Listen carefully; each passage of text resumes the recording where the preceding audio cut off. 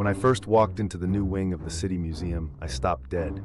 There, on the whitewashed wall, was a series of framed photos, each one unmistakably of me as a child. My hands trembled as I scanned the plaques.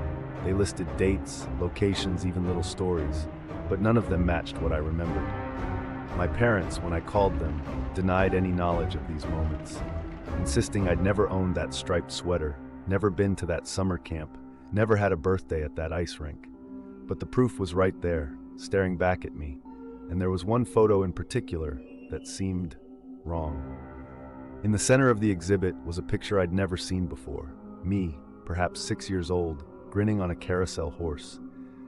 At first, I thought it was just a strange angle, but the more I looked, the more I noticed. The background riders were blurred, their faces stretched in silent screams. Each time I visited, the photo was different. One day, my hands were tied with a ribbon I didn't remember.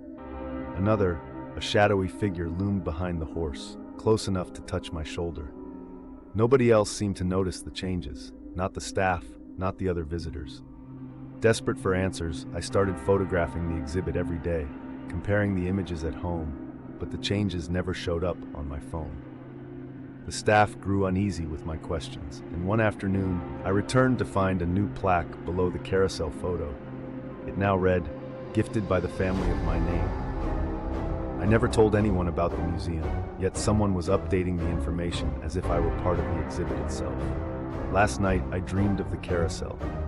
The same shadowy figure stood behind me, whispering in a language I didn't understand. And when I woke up, my bed sheets were covered in tiny, perfect handprints. This morning, the museum called to say the exhibit was closing for renovations, but the curator left a message just for me. "We're ready for your next picture." My phone buzzed with a new notification. An image of myself, older, standing in the darkened hall, the carousel behind me. And this time, I could see the shadow's face. It was mine, smiling wider than possible.